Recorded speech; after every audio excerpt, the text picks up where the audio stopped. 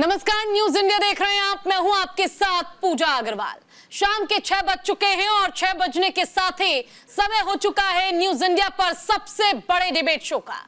उत्तर प्रदेश विधानसभा उपचुनाव की 9 सीटों के लिए सपा ने उम्मीदवारों का ऐलान कर दिया है। वहीं बीजेपी ने 8 सीटों पर उम्मीदवारों को उतारा है और 1 सीट छोड़कर सियासी सस्पेंस बरकरार रखा है। लेकिन जिस तरह से दोनों पार्टियों के गठबंधन सहयोगियों को किनारे रखा गया है, उससे राज्य का राजनीतिक तापमान काफी बढ़ गया है।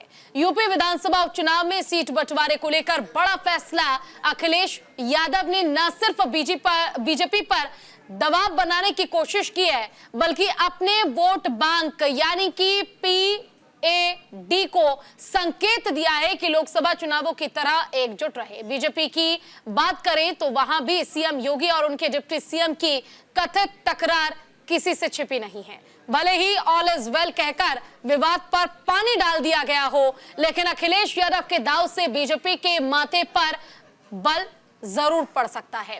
बीजेपी को केंद्र में पूर्ण बहुमत के बजाय गठबंधन की बैसाखियों पर पहुंचाने से उत्साहित अखिलेश यादव ने यूपी उपचुनाव को अपनी प्रतिष्ठा से जोड़ लिया है। उन्होंने कहा है कि उपचुनाव में सारे कैंडिडेट सपा के सिंबल पर ही चुनाव लड़ेंगे और उनके इस फैसले की दूसरी वजह यह है, वो नहीं चाहते कि इंडिया अलायंस के वोट बैंक में कोई बिखराव हो, यानी सपा और कांग्रेस दोनों दलों का वोट बैंक आसानी से एक दूसरे में ट्रांसफर हो जाए और ये काम उसी जातीय फॉर्मूला से हो जिसने समाजवादी पार्टी को पहली बार संसद में तीसरी सबसे बड़ी पार्टी बना दिया था।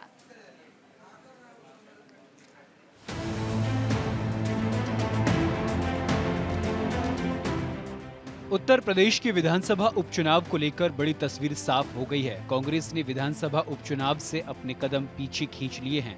समाजवादी पार्टी ने कांग्रेस को 2 सीटें गठबंधन के तहत ऑफर की थी। कांग्रेस का प्रदेश नेतृत्व लगातार 5 सीटों की डिमांड कर रहा था, लेकिन अखिलेश यादव इसके लिए तैयार नहीं हुए। इसके बाद कांग्रेस ने उपचुनाव से हटने का संकेत दे दिया। उत्तर प्रदेश के राजनीतिक मैदान में इसका गलत संदेश ना जाए, इसको लेकर अखिलेश ने राहुल गांधी तक से चर्चा की, लेकिन कांग्रेस 3 सीटों पर भी तैयार नहीं हुई। लोकसभा में इंडिया गठबंधन बनाने वाली कांग्रेस विधानसभा स्तर के चुनावों में अटकती रही। हरियाणा से लेकर महाराष्ट्र तक गठबंधन को ताकतवर बनाने में पार्टी को काफी मशक्कत झेलनी पड़ी।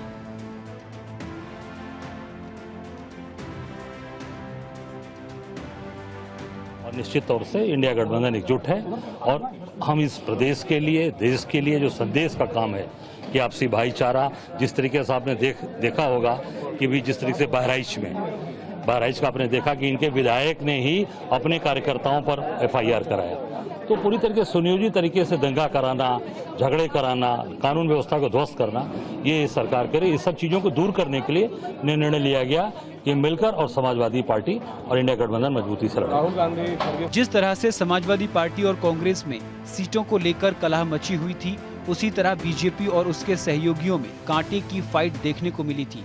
उत्तर प्रदेश में गठबंधन सहयोगियों को सीट न मिलने से उत्तर प्रदेश की सियासत गर्मा गई है। बीजेपी ने निषाद पार्टी को एक भी सीट न देकर उपचुनाव से पहले करारा झटका दे दिया है।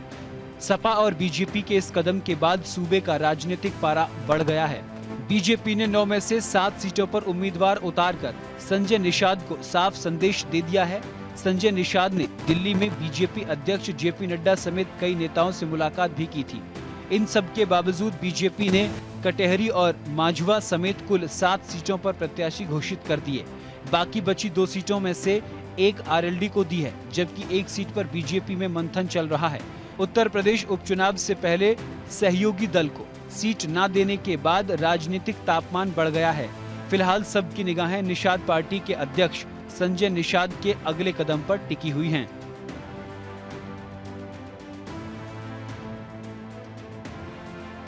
उपचुनाव, विधानसभा उपचुनाव 2024 के लिए भारतीय जनता पार्टी ने अपने प्रत्याशी घोषित कर दिए हैं और संगठन की दृष्टि से भी हमारी पूरी तैयारी है। हम लोग लंबे समय से विधानसभा उपचुनाव की तैयारी हमारी पार्टी कर रही है, तो हमारे सभी प्रत्याशी कल नामांकन करके और पूरी मजबूती के साथ जो हमारे कामकाज का लेखा जोखा है, हमारा रिपोर्ट कार्ड है हमारी सरकार का, एक कार्यकर्ता उसे लेकर घर घर जाएगा। और मुझे विश्वास है कि उत्तर प्रदेश की जनता का इन सभी विधानसभा उपचुनावों में भाजपा को, योगी जी को आशीर्वाद मिलेगा। उपचुनाव में ना लड़ने वाली मायावती इस बार उत्तर प्रदेश के विधानसभा उपचुनाव में किस्मत आजमा रही है। समाजवादी पार्टी ने सभी 9 सीटों पर अपने उम्मीदवार उतार दिए हैं। मायावती ने साफ कर दिया है कि उपचुनावों में वो किसी के साथ गठबंधन नहीं करने वाली हैं। जाहिर है कि कांग्रेस उत्तर प्रदेश में 2027 का रास्ता आसान करना चाहती है। अगर गठबंधन चलता है तो कांग्रेस उसमें भी आधी सीटों पर दावा करेगी। राजनीतिक जानकारों का कहना है कि उपचुनाव में कांग्रेस का कदम पीछे खींचना अखिलेश यादव के गठबंधन पॉलिटिक्स पर असर डाल सकता है। वहीं बीजेपी अपना कुनबा छोड़कर कांग्रेस पर हमलावर है। बीजेपी के नेता कह रहे हैं कि कांग्रेस और समाजवादी पार्टी ने लोकसभा चुनावों में जो झूठ बोला था, उत्तर प्रदेश की जनता उसे समझ चुकी है। इसीलिए काठ की हांडी बार बार चूल्हे पर नहीं चढ़ेगी। Bureau report, news India. तो देखिए, हमारी खास रिपोर्ट तो आपने देख ली। अब हम हमारे साथ जो गेस्ट जुड़े हुए हैं उनका परिचय करा देते हैं। अनंत अमित जी हमारे साथ जुड़े हुए हैं, प्रवक्ता हैं बीजेपी के। ईशान त्यागी जी हैं, प्रवक्ता कांग्रेस के। मनीष गुप्ता जी राजनीतिक विश्लेषक हैं। धर्मेंद्र सिंह जी प्रवक्ता हैं समाजवादी पार्टी के। पीयूष पंत वरिष्ठ पत्रकार हैं। वहीं रविंद्र मणि निषाद जी जुड़े हुए हैं, प्रदेश अध्यक्ष निषाद पार्टी के। आप सभी का बहुत बहुत स्वागत है। और स्वागत के साथ ही मनीष जी, आपके साथ शुरुआत करना चाहूंगी। देखिए, जो सीटों पर समीकरण और जिस तरह से गठबंधन, चाहे एनडीए की बात कर ले, चाहे इंडिया अलायंस की बात कर ले, जो 10 सीटों पर उपचुनाव होने हैं, इस पर सियासी दांवपेच तो खूब खेला जा रहा है। लेकिन अब अखिलेश यादव का एक नया बयान सामने आया है कि सीट मैटर नहीं करता, जीत मैटर करती है। और सारे उम्मीदवार जो हैं वो एक ही सिंबल पर चुनाव लड़ेंगे और वो है साइकिल का चुनाव चिन्ह। हाथ का साथ छूटता नजर आ रहा है। क्या कहेंगे आप? देखिए, कहते हैं कि ये जो बेवफा हैं वो क्या वफा करेंगे, मोहब्बत की कीमत अदा क्या करेंगे। ये अलग बात है कि राहुल गांधी कह रही हैं कि सफाई करो तुम, वफा हम करेंगे, मोहब्बत की कीमत अदा हम करेंगे। क्या देखिए, स्थिति ये है, इस समय अखिलेश यादव ने राहुल गांधी को जो जोर का झटका मारा है, राहुल गांधी चारों खाने चित्त पड़े हैं। अब उनकी इज्जत बचाने के लिए थोड़ा चेक है कि भाई इंडिया गठबंधन की टीम है। सच्चाई ये है कि मनोहार करने के बावजूद माननीय अखिलेश यादव ने कांग्रेस को यूपी में उसकी औकात बता दी है। ये बता दिया है कि हम तुम्हें सिर्फ 1 या 2 सीट देंगे, वो भी खैर की और गाजियाबाद की, जहां से आप जीत नहीं पाओगे। और अखिलेश यादव कहां गलत है इस पूरे मामले में? सही तो कर रहे हैं। हरियाणा में जिस तरीके से उनको कोई पोजीशन नहीं बनी, जबकि उनके आशीर्वादी में कहीं का ना वोट परसेंटेज था, 1-2 सीट निकाल सकते थे। महाराष्ट्र में उनको कोई भाव नहीं दिया जा रहा है। तो उन्होंने बता दिया कि सनम, तुम्हारे बाड़े में हम कभी ना जाएंगे, लेकिन तुमको हाथ पकड़कर अपने बाड़े में लेके भी नहीं आएंगे। तो तुम्हारे घर, हम हमारे घर। कहते हैं ना, इधर चिलमन से तुम झांको, इधर चिलमन से हम झांकें, और लगा दो आग चिलमन को, ना तुम झांको ना हम झांकें। राहुल गांधी से कह रहे हैं आप यूपी से बाहर रहो, हम यूपी से बाहर नहीं जाएंगे। ये स्थिति फिलहाल है। जो भी है, समाजवादी पार्टी के लिए विन विन की सिचुएशन है। राष्ट्रीय पार्टी बनने का रास्ता खुल चुका है। अब छत्तीसगढ़ में भी लड़ेंगे, झारखंड में भी लड़ेंगे, मध्य प्रदेश में भी लड़ेंगे, उत्तर प्रदेश में तो लड़ ही रहे। तो कहीं ना कहीं कांग्रेस के लिए चुनौती इंडिया गठबंधन के लिए। ईशान जी जुड़े हुए हैं, ईशान त्यागी जी प्रवक्ता हैं कांग्रेस के। ईशान जी, आपने मनीष जी की बात भी सुनी, काफी शायराना अंदाज में बहुत सी बातें वो कह गए। देखिए, अखिलेश यादव कहते हैं मीडिया के सामने कि साथ मिलकर चुनाव लड़ेंगे। 2 लड़कों की जोड़ी बहुत मशहूर हुई, लोकसभा चुनाव में परिणाम भी काफी बेहतर आए। लेकिन आखिरकार अखिलेश यादव ने ये क्या कह दिया कि चुनाव चिन्ह एक ही रहेगा और प्रत्याशी इंडिया अलायंस के होंगे। ये कैसा आखिर पॉसिबल कैसे हो पाएगा? कांग्रेस को तो दरकिनार किया जा रहा है, फिर ये कैसा साथ है हाथ का? देखिए, ये जो जोड़ी है कांग्रेस पार्टी की और समाजवादी पार्टी की, 2017 में भी हमने साथ लड़े और उसके बाद 2017 के चुनाव में जो हमारे परिणाम थे, जो हम चाहते थे, वो फलस्वरूप नहीं आए, जो हम सोचते थे उस तरह के परिणाम नहीं आए। तब भी भारतीय जनता पार्टी वाले और हमारे मीडिया के कई साथी ये बोलते थे कि 2 लड़कों की जोड़ी फेल हो गई, 2 लड़कों की जोड़ी फेल हो गई, ये छाती पीट पीट के बोलते थे उत्तर प्रदेश में। उसके बाद क्या हुआ, 2024 में कांग्रेस पार्टी और समाजवादी पार्टी का एक ऐसा गठबंधन हुआ जिसने भारतीय जनता पार्टी को आज दूसरे नंबर की पार्टी बना दिया है। अगर आप संसद में देखेंगे तो भारतीय जनता पार्टी दूसरे नंबर की पार्टी है संसद में। और जीता कौन वहां पर? हमारा इंडिया गठबंधन जीता। अब आइए आप दूसरी बात पे, आप सिंबल की बात पे।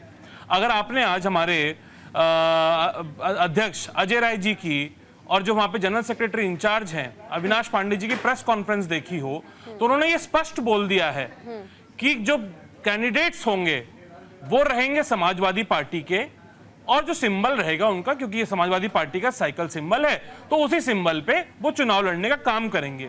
कांग्रेस पार्टी के कार्यकर्ता, कांग्रेस पार्टी के नेता, कांग्रेस पार्टी का शीर्ष नेतृत्व, हम ये इंश्योर करेंगे कि जितने भी कैंडिडेट 9 सीटों पे लड़ेंगे इंडिया गठबंधन के, देखिए वहां पे समाजवादी पार्टी चुनाव नहीं लड़ रही या कांग्रेस पार्टी चुनाव नहीं लड़ रही, गठबंधन चुनाव लड़ रहा है, हमारा इंडिया गठबंधन चुनाव लड़ रहा है। तो हमारे सारे कार्यकर्ता, हमारे सारे बड़े नेता, हमारे शीर्ष नेतृत्व जो प्रयास करेगा वो यही प्रयास करेगा कि इंडिया गठबंधन को कैसे भी करके जिताए। सपा के ही होंगे तो कांग्रेस कहां है फिर? कांग्रेस कहां है? आप कह रहे हैं कि इंडिया अलायंस चुनाव लड़ रही है, ये कांग्रेस या समाजवादी पार्टी इंडिविजुअल चुनाव नहीं लड़ रही है। जब साथ में है ही तो कहीं आपको ये लग नहीं रहा कि एक इशारा है कि कांग्रेस तो भाई हार ही जाएगी, तो इससे अच्छा उन्हें साइड करके चलिए? आपका बहुत अच्छा सवाल है। जहां पर भी गरीबों पर, पिछड़ों पर, अल्पसंख्यकों पर भारतीय जनता पार्टी की सरकार उत्तर प्रदेश में प्रहार करेगी, वहां कांग्रेस पार्टी खड़ी हुई है। जहां पर भी संविधान बचाने की बात आएगी वहां कांग्रेस पार्टी खड़ी हुई है। जहां पर भी गरीबों के घर पे बुलडोजर चलाया जाएगा वहां कांग्रेस पार्टी खड़ी हुई है। और जहां पर भी महिलाओं के साथ उत्पीड़न होगा और उनके जो रेप के आरोपी हैं, आप भूलिएगा मत, रेप के आरोपियों को माला पहना के स्वागत किया था बनारस में इन लोगों ने, भारतीय जनता पार्टी के नेताओं ने।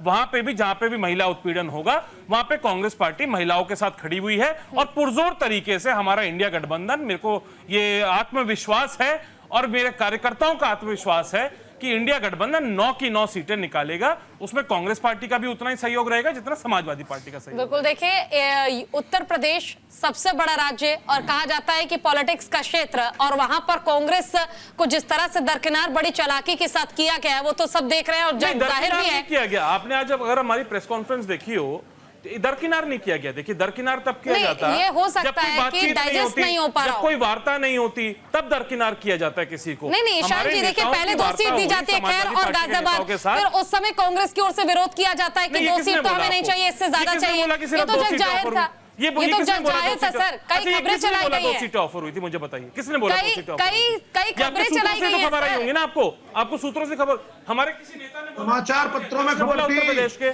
इस तरह की बात। भाई मैं कह रही हूँ ना मनीष जी, मैं कह रही हूँ डाइजेस्ट नहीं कर पा रहे इस चीज को, थोड़ा डाइजेस्ट कर पाना मुश्किल हो रहा है। उत्तर प्रदेश जैसे राज्य में जहां 7 बात कह के ये अकेला छोड़ दिया जाए तो इस चीज को डाइजेस्ट कैसे किया जा सकता है? हमारा क्राइटेरिया है संविधान बचाना, हमारा सबसे पहला जो हमारा एम है वो संविधान बचाना है। चलिए धर्मेंद्र सिंह जी हैं आपके सहयोगी हैं, समाजवादी पार्टी के प्रवक्ता है। धर्मेंद्र जी, क्या हो गया आखिर? कहते हैं कि हम साथ हैं, कांग्रेस और समाजवादी पार्टी साथ मिलकर यूपी उपचुनाव लड़ेगी, लेकिन चुनाव में जब सीटों की बारी आई तो अपने साथी को ही आपने पीछे छोड़ दिया, कह दिया कि एक ही चुनाव चिन्ह होगा साइकिल, और हाथ कहीं नजर नहीं आ रहा है। हाथ को आपने हाथ उठा दिए। पूजा जी, पहले तो आप ये जान लीजिए कि समाजवादी पार्टी और कांग्रेस पार्टी का गठबंधन, इंडिया गठबंधन उत्तर प्रदेश के उपचुनाव लड़ रहा है। इसमें आपको कोई शक सुबह नहीं होनी चाहिए। इसमें नहीं, बिल्कुल भी है भी नहीं सर। अब मैं आता हूँ सवाल पर। कांग्रेस के किसी साथी ने कोई आपत्ति दर्ज की हो, कितनी सीटें किसने मांगा, कितनी सीटों की लिस्ट हुई, अगर कहीं पब्लिक डोमेन में आई हो तो बात करें। हमने पहले दिन से कहा था, समाजवादी पार्टी का साफ मानना था कि कौन कितनी सीटों पर लड़ेगा, इससे ज्यादा महत्वपूर्ण है कि किस तरह से नफरत कांड चलाने वाले मोहब्बत पे शायरी पढ़ रहे थे। जब पहले से डिसाइडेड था तो खैर और गाजियाबाद सीट का जिक्र फिर क्यों हुआ?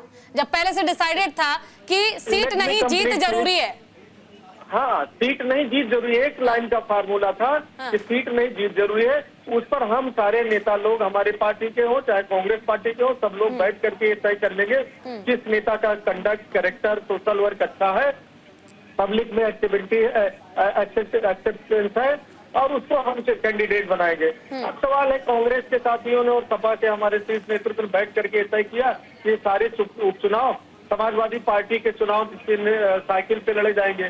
स्वागत है, जनता की मानसिक कार्यकर्ता से लेकर के एक बूथ स्तर कार्यकर्ता से लेके प्रदेश स्तर कार्यकर्ता से लेकर के राष्ट्रीय नेतृत्व तक सबने तय किया, इसमें किसी प्रकार का डिस्प्यूट नहीं है। और पूरी ताकत से सच केवल एक और एक समीकरण था कि किस तरह से भारतीय जनता पार्टी को हराना है, और देश में, प्रदेश में जो नफरत पैदा करने वाले हैं, जो विचारधारा को बेचने वाले लोग हैं, जो किस तरह संविधान और आरक्षण को खत्म करने की मंशा रखते हैं, उनको हराना महत्वपूर्ण था। इसके लिए ये निर्णय लिया गया। अब इसके पहले कौन सूत्रों से क्या आता है, कैसे आता है, भारतीय जनता पार्टी को अपने बारे में सोचना चाहिए। किस तरह से संजय निषाद जी ने कहा हम तो दिल्ली जा रहे हैं, 5 सीट पर मैंने तैयारी की है। किस तरह से एक विधानसभा में ओम प्रकाश राजभर जी की पार्टी ने कार्यालय खोल दिया। किस तरह से पश्चिमी उत्तर प्रदेश के जयंत चौधरी साहब 2 सीटें मांग रहे हैं। किस तरह से एक सीट अनुप्रिया पटेल जी की लोकसभा के अंदर है, वो खुद उस पर लड़ाना चाहती है, तो उनके हमारे लोकसभा के अंदर उनका जायज क्लेम भी है। लेकिन भारतीय जनता पार्टी, संजय निषाद साहब दिल्ली गए थे, दिल्ली में उन्होंने बताया कि जो हमारे साथ रहता है उसका हश्र क्या होता है। वो महाराष्ट्र में देख लो, हमारे साथ रहते थे, पीढ़ियों से हमारे साथ थे, काफी पुराना रिश्ता था। हमको छोड़कर गए तो मैंने केवल उनको उनके पीठ में छुरा घोंपने काम नहीं किया, उनकी पार्टी को ही कब्जा करके अपने किसी आदमी को दिलाने का काम किया।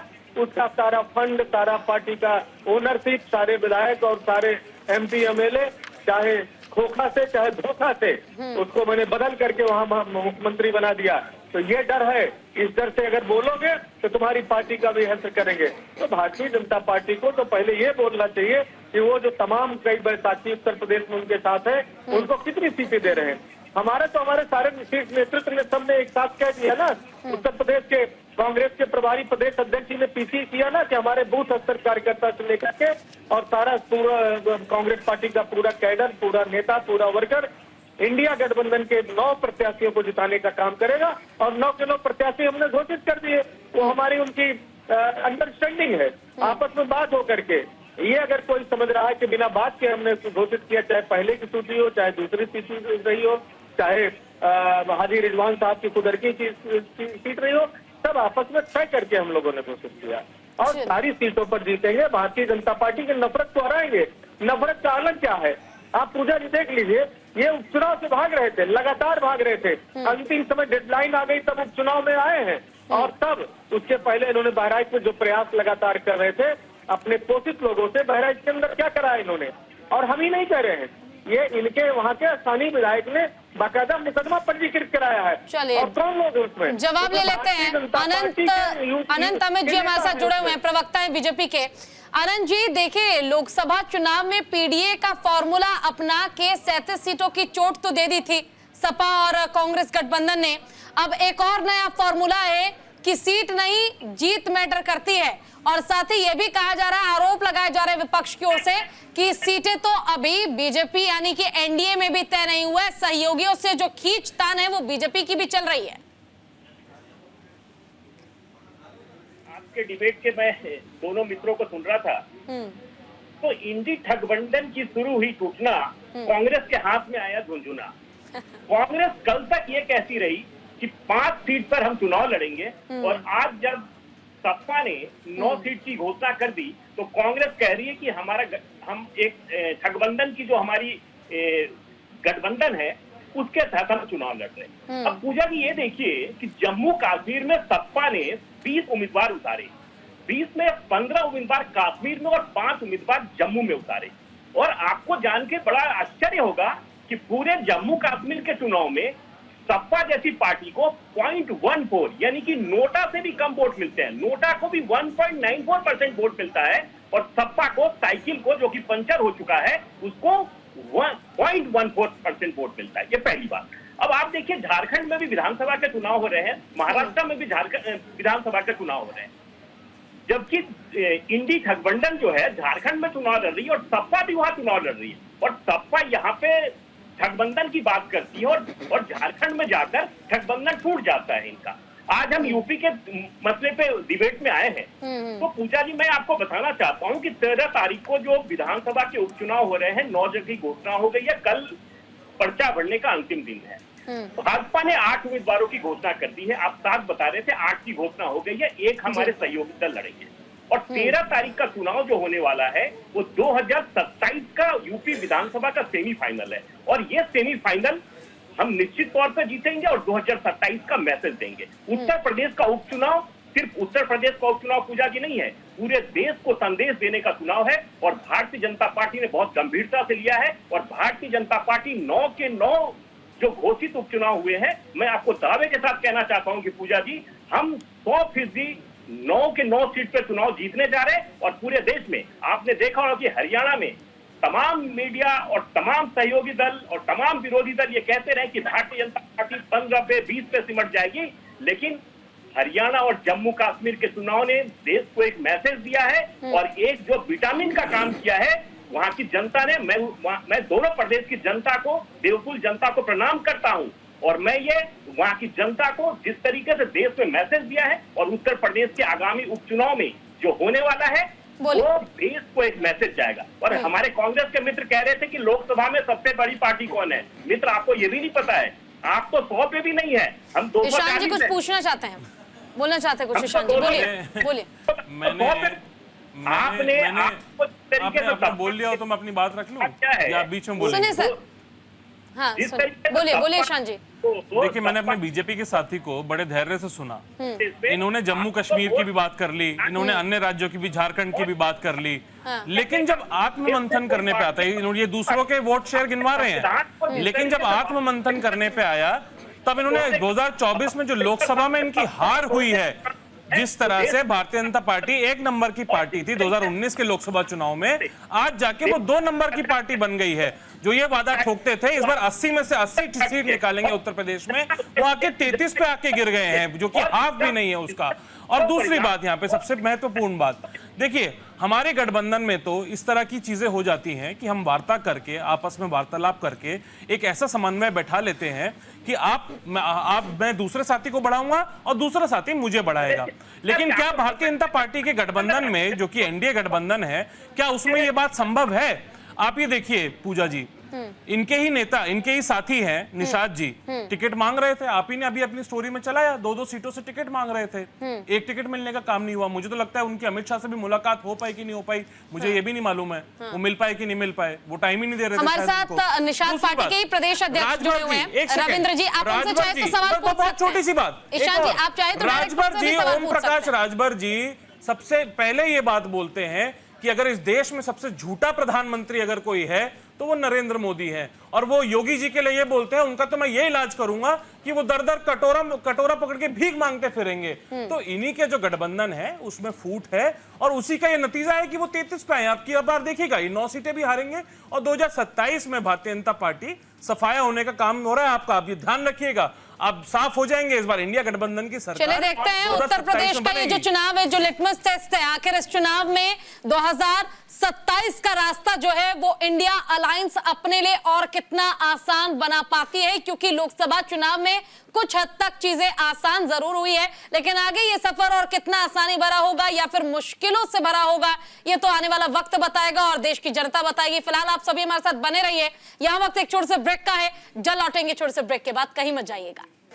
और चले ब्रेक के बाद एक बार फिर से स्वागत आप सभी का, और हमारे साथ तमाम गेस्ट जो हैं वो हमारे जुड़े हुए हैं, एक बार फिर से उनका रुख कर लेते हैं। और सबसे पहले तो देखिए, जिस तरह से उत्तर प्रदेश की 9 सीटों पर होने वाले उपचुनाव को लेकर घमासान मचा हुआ है, इसी पर लगातार हमारी बात चल रही है। पीयूष जी, आपके पास आना चाहूंगी, और एक ही सिंबल पर लड़ लेंगे चुनाव। इंडिया अलायंस ने यह तय किया है कि सीट नहीं भाई, जीत जरूरी है, क्योंकि इस बार दिखाना है कि वाकई अब हम फॉर्म में आ चुके हैं, यानी प्रतिष्ठा दांव पर है। लेकिन क्या इसे कॉन्फिडेंस माना जाए या फिर ओवर कॉन्फिडेंस माना जाए, आखिर ये है क्या? ठीक है, पीयूष जी अभी हमारे साथ कुछ ही देर में जुड़ेंगे। मनीष जी आपसे चले, पीयूष जी एक बार फिर से जुड़ गए हमारे साथ। जी जी बताइए पीयूष जी।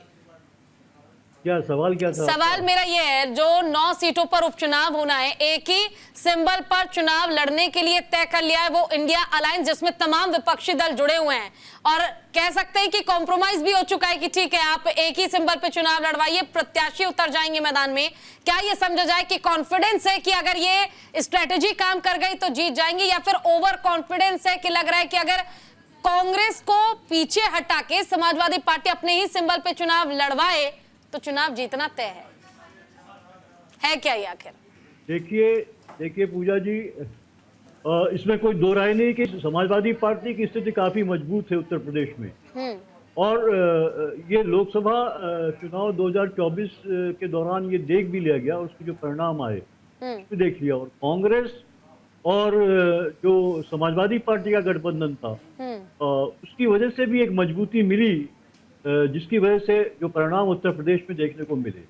तो आज के समय में उत्तर प्रदेश में समाजवादी पार्टी निश्चित रूप से एक बहुत शक्तिशाली जो है विपक्षी दल है वहां पे, और सबसे बड़ी बात यह है कि उसका संगठन बहुत मजबूत है वहां पे, जहां की कांग्रेस का उसके विपरीत जो है, कांग्रेस का जो है संगठन जो है उतना ही कमजोर है। और ये इसका हमने देखा भी था 2000 जो है कि आपके क्या नाम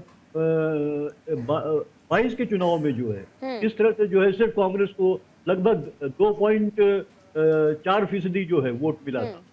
तो निश्चित रूप से देखिए कांग्रेस चाह रही थी, हालांकि मुझे लग रहा था कि कांग्रेस इतना बड़ा दावा क्यों कर रही है, वो भी उपचुनाव में, और 5 सीटों का दावा कर रही थी, क्योंकि कांग्रेस का आधार है नहीं। प्रियंका गांधी को प्रभारी बनाया गया, उसके बावजूद बहुत ज्यादा संगठन मजबूत नहीं हो पाया जिस तरीके से होना चाहिए था वहां पे।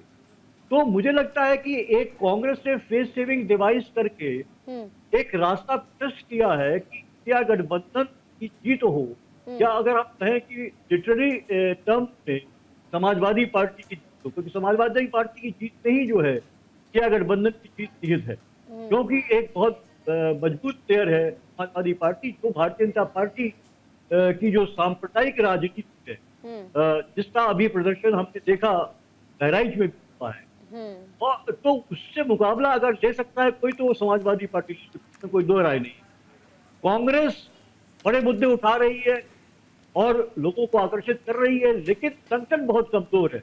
और दूसरा, उन्होंने हरियाणा में एक जिस तरीके से उनको चुनाव आयोग के से जो शिकस्त खाई है कांग्रेस से, अपनी अंदरूनी कमजोरी की वजह से, जो सतर्कता कम होने की वजह से। एक बात और है, देखिए समाजवादी पार्टी इस तरह से चुनाव लड़ रही है। अब आपको याद होगा, देखिए 2024 के चुनाव के जब जिस दिन रिजल्ट आना था, समाजवादी पार्टी ने, अखिलेश यादव ने खुद जो है अपने एमएलए को फोन किया और सब एमएलए से कहा कि आप लोग हजार कार्यकर्ता लेके जो है कि काउंटिंग बूथ पे पहुंच जाओ, क्योंकि कोई, और यहाँ तक कि वहाँ के उनके नेताओं ने उस तरह के वार्निंग भी उस तरह की इशू करी थी कि अगर कुछ हुआ गड़बड़ तो फिर हम देख लेंगे, इतने शव गिर जाएंगे, इस तरह की बात कही थी।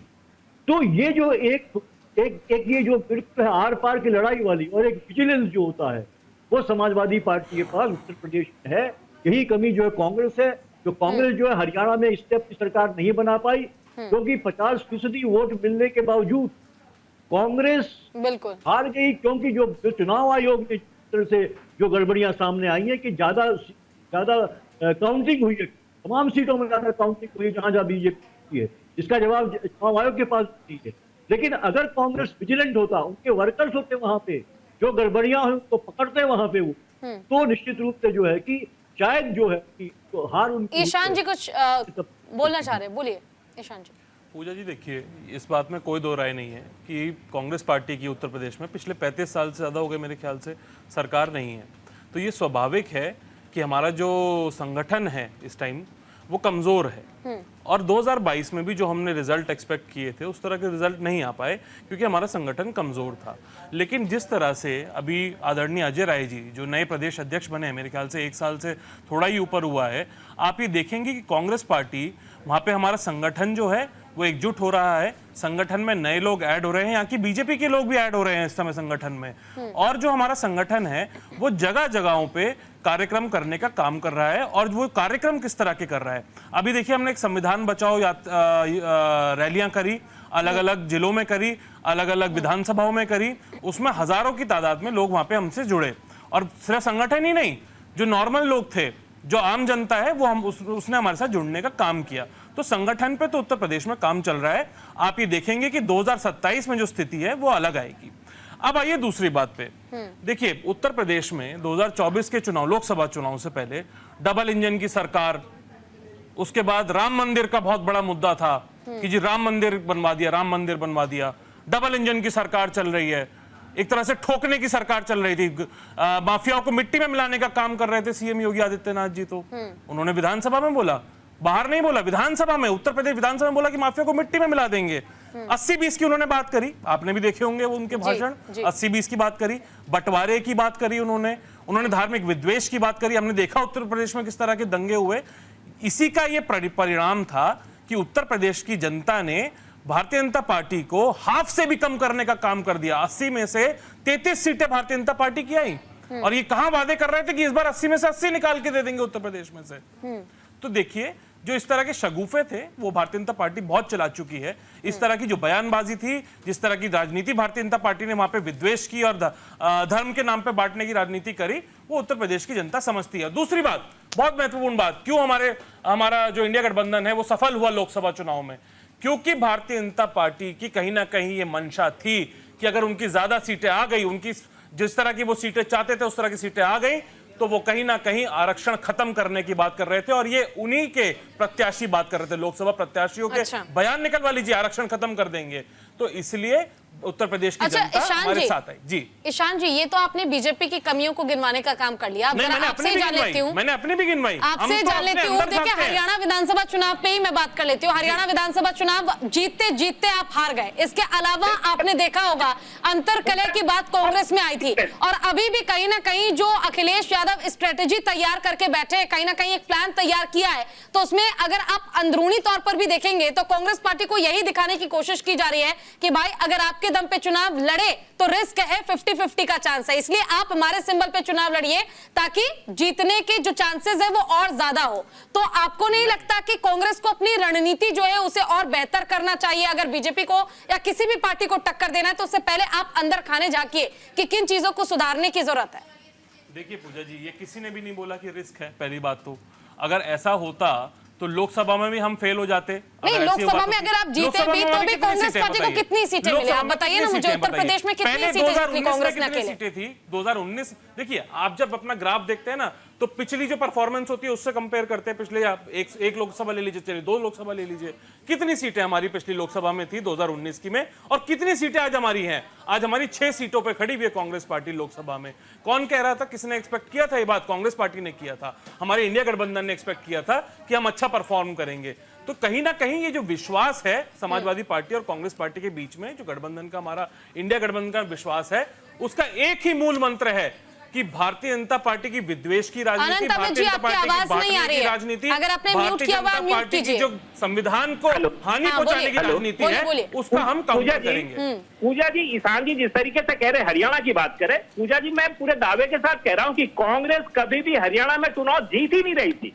और जहां तक उत्तर प्रदेश की बात कर रहे हैं, ये माफियाओं की बात कर रहे हैं, तो पूजा जी आज भी हम ये कह रहे हैं कि माननीय मुख्यमंत्री योगी आदित्यनाथ जी जो विधानसभा में कहे वो बाहर भी कह रहे हो, आज भी हम ये कह रहे हैं कि पूरे उत्तर प्रदेश से माफियाओं को मिट्टी में मिलाने का काम हमारी सरकार ने किया है और करते रहेंगे। इसके लिए चाहे जो भी कीमत चुकानी पड़ेगी हमारी सरकार को, हम उसके लिए तैयार हैं। और अगर ईशान जी चाहते हैं कि माफिया राज उत्तर प्रदेश में चले, तो ये ईशान जी ये होने वाला नहीं है भाजपा की सरकार में। हमने ये दावा किया है, चाहे कोई माफिया हो, किसी धर्म का हो। मेरे साथी शायद ये भूल गए हैं कि वाराणसी में एक बच्ची के साथ रेप हुआ था, और वो जो रेप के आरोपी थे वो भारतीय जनता पार्टी के सोशल मीडिया सेल के कार्यकर्ता थे। और वाराणसी से कौन है लोकसभा सांसद कौन है? आदरणीय प्रधानमंत्री मोदी जी। और उन्हीं कार्यकर्ताओं को बेल मिल गई उत्तर प्रदेश पुलिस के रिहाई हुई, और भारतीय जनता पार्टी के नेताओं ने उनको माला पहना के स्वागत करने का काम किया, जिस तरह से गुजरात में किया गया था। तो क्या इस तरह से आप माफियाओं को मिट्टी में मिलाएंगे? क्या इस तरह से आप महिलाओं की रक्षा करने का काम करेंगे? और उत्तर प्रदेश में पूजा की सबसे आपको महत्वपूर्ण पता है बात प्रगति क्यों ये हारे? आपको नहीं देखिए है। बेरोजगारी उत्तर प्रदेश में बहुत बड़ा मुद्दा है। 60,000 नौकरियां निकली कांस्टेबल, धर्मेंद्र जी भी कुछ कहना चाहते हैं। 48 लाख लोगों ने अप्लाई कर दिया। उत्तर प्रदेश का युवा पलायन करने पे मजबूर है। उत्तर प्रदेश की स्थिति है, जो दशा है, वो भारतीय जनता पार्टी के राज में गिरती ही जा रही है। इसलिए गन्ना समिति के चुनाव में जिस तरीके से 2 दिन ठीक है, पहले धर्मेंद्र जी भी कुछ कहना चाहते हैं, बोलिए धर्मेंद्र जी। भारतीय जनता पार्टी गन्ना समिति चिल्ला रहे। गन्ना समिति पूरे प्रदेश में देखा किस तरह पिछड़े वर्ग के धर्मेंद्र जी वाले फिर 2 रन जीत कर आए हैं। मेरठ जैसे प्रमंडल में निर्विरोध भारतीय जनता पार्टी जीत कर आई है। 140 में सबसे ज्यादा संख्या में भारतीय जनता पार्टी जीता है। ये किसानों का आनंद जी, यहाँ पर देखिए बड़ा सवाल यही है, क्या गिरते हुए ग्राफ को आपको लगता है कि संभाल लेंगे? क्योंकि सहयोगी भी कहीं ना कहीं सीटों का दावा तो करते हैं, लेकिन सीटों पर जो पॉसिबिलिटी है या समीकरण है वो बन नहीं पाता, आपसी बातचीत नहीं बन पाती है। क्या इस गिरते हुए ग्राफ को संभाल पाएंगे, लगता है आपको? पूजा जी किससे पूछ रही है? आपसे पूछ रही हूँ मैं। जी क्या फिर से पूछिएगा? मेरा सवाल यही है, जिस तरह से लोकसभा चुनाव के दौरान जो ग्राफ बीजेपी का कॉन्फिडेंस यहाँ पे था, वो कॉन्फिडेंस एकदम से झटक के नीचे आ गया और कहीं ना कहीं अब बीजेपी को, एनडीए को डर लग रहा है कि उत्तर प्रदेश में कुछ और परिवर्तन ना हो जाए। तो क्या इस गिरते हुए ग्राफ को आपको लगता है संभाल पाएंगे? क्योंकि सहयोगी तो कुछ नजर नहीं आ रहे हैं। पूजा जी आपके प्रश्न बड़े अच्छे हैं। भारतीय जनता पार्टी ने विगत लोकसभा के चुनाव, उत्तर प्रदेश को चुनाव के बाद हमने जो मंथन किया, मंथन में ये पाया कि हमारी जो कमियां थी, उस कमियों को हमने पूरा करने का कोशिश किया। और आपने देखा होगा क्या कमियां निकली, बताइए जरा। चुनाव हुए, क्या कमियां निकली, जनता पार्टी ने निकली, बताइए एक बार, क्या कमियां निकल कर आई? और कांग्रेस जो ये क्या इस बात को मंथन किया कि अमित शाह जी और योगी आदित्यनाथ जी के बीच में तलवारें खिंची हुई हैं? ये कौन कह रहा है? मंथन कर पाए? ये कौन कह रहा है? क्या ये सार्वजनिक तौर पर बोल पाएंगे? नहीं, हमारे लिए तो आप सार्वजनिक तौर पे अखबार की रीडिंग बता देंगे, लेकिन अपने लिए ये नहीं बता पाएंगे जो सच्चाई है कि अमित शाह योगी आदित्यनाथ जी के बीच में तलवारें खिंची हुई थी। अमित शाह जी ने जितने भी कैंडिडेट हैं योगी आदित्यनाथ जी के, उनको कैंसिल करने का काम किया और अमित शाह जी के कैंडिडेट दोबारा उनको टिकट मिलने का काम हुआ 2024 में। इसलिए आप हारे। मुझे लग रहा है इस बार दोबारा से यही होगा। 9 सीटों पे आप 0 हो जाएंगे।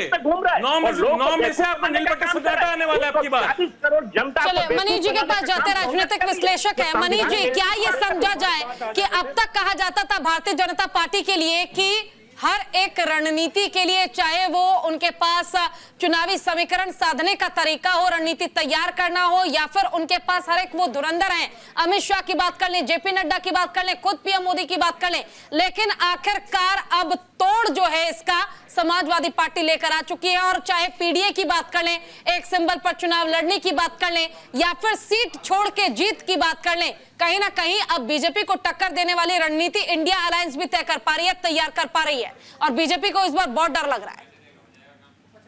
नहीं, देखिए, मैं ये बात मानने से तो मुझे कोई गुरेज नहीं है कि इंडिया गठबंधन को टक्कर दे रहा है, लेकिन मैं ये नहीं मान रहा हूं कि यूपी में इंडिया गठबंधन लड़ाई कर रहा है।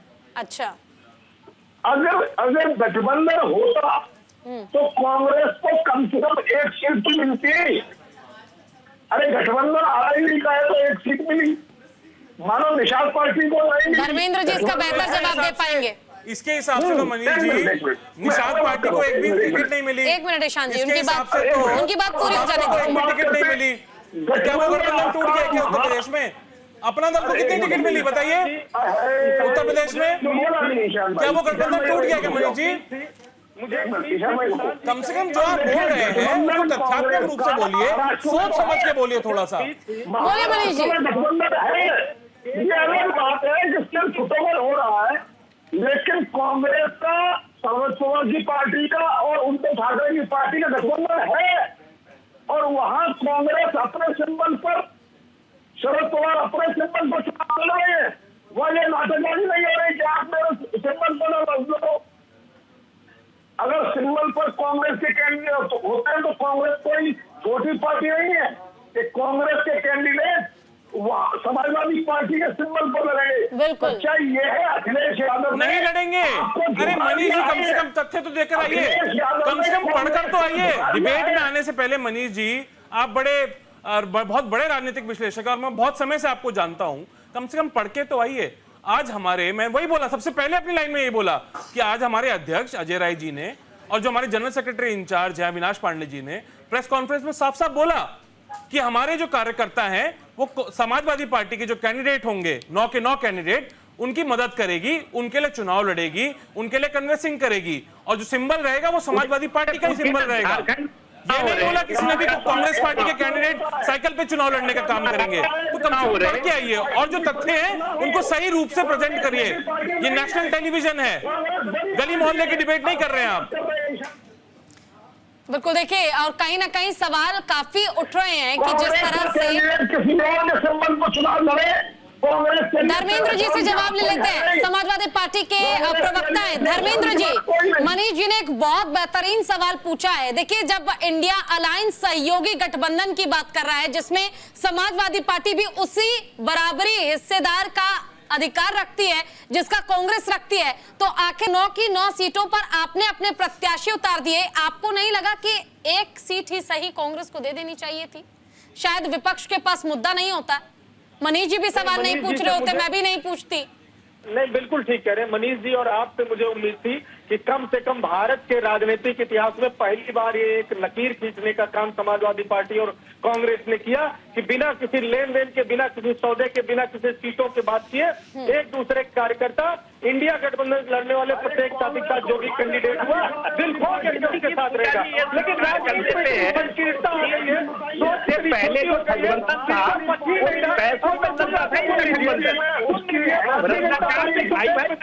स्वीकार कर जवाब नहीं दे पाएंगे। आप सुन लीजिए, रुक जाइए मनीष जी, जवाब ले लेते हैं। इतनी संकीर्णता आ गई है कि आप इसको खुले मन से स्वागत करने से डर रहे हैं कि कम से कम 2 बड़े राजनीतिक दल, देश का दूसरा सबसे बड़ा दल और तीसरा सबसे बड़ा दल वैचारिक लड़ाई लड़ने के लिए, सांप्रदायिक शक्तियों को हराने के लिए बिना किसी सीटों के आदान प्रदान, लेन देन के एक दूसरे कार्यकर्ता कंधे से कंधा मिला के लड़ने के लिए तैयार हुआ। अब आते हैं भारतीय जनता पार्टी बात। भारतीय जनता पार्टी साथ की कटवैठी बढ़ा करके, शेर शायरी सुना करके लंबी लंबी, अरे मंथन से आपने क्यों नहीं बताया कि महंगाई कम करने की बात की थी, उस पर क्या निकला? अच्छा, मंथन कम करने की बात उस पर क्या निकला? कम करने की बात उस पर क्या निकला? नौजवानों को नौकरियां देने की बात उस पर क्या निकला? माँ गंगा को समाप्त करने का वादा किया था मंथन, उस पर क्या निकला? 100 स्मार्ट सिटी बनाने की बात की थी, कितनी स्मार्ट सिटी मिली मंथन?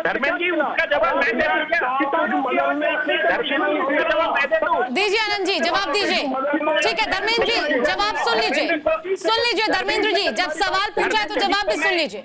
अरे धर्मेंद्र जी की पार्टी को मैं एक संदेश देना चाहता हूं। अभी कहाँ की पहले जयप्रकाश नारायण की जयंती मनाई जा रही है, लखनऊ में एक भवन बनाया जा रहा है जयप्रकाश भवन के नाम से। 2009 से मुलायम सिंह जब मुख्यमंत्री से लेकर और देश का में 900 करोड़ रुपए खर्चे हो चुके हैं, लेकिन ये जिसके नाम पर राजनीति पैदा ही हुई समाजवादी पार्टी की, जयप्रकाश के नाम पर, उस जयप्रकाश भवन को सप्ताह आज तक बना नहीं पाए। 900 करोड़ रुपए खर्चे करने के बाद अभी योगी जी ने उसकी ऑडिट रिपोर्ट निकाली, 200 करोड़ रुपए घोटाले हुए। हमारी सरकार बनती है और हम पार्लियामेंट में हम 2 साल में नए पार्लियामेंट का निर्माण कर देते हैं और इनके द्वारा 900 करोड़ रुपए जयप्रकाश भवन के नाम पर लखनऊ में भवन बनाया जा रहा है और वही नई सांसद में आप बाल्टी लगा देते हैं और वो फिर पानी टपकता रहता है। वही राम मंदिर जो आधा अधूरा आपने उसका शिलान्यास कर दिया, सब चीजें कर दी, उसके बाद आपने वहां पे मूर्ति की स्थापना कर दी, उसी राम मंदिर में पानी चूने का काम हो रहा है। हमने देखा किस तरह से उत्तर प्रदेश के जितने भी हाईवे हैं उनमें बड़े बड़े गड्ढे हो गए। एक बारिश का मौसम नहीं झेल पाए वो।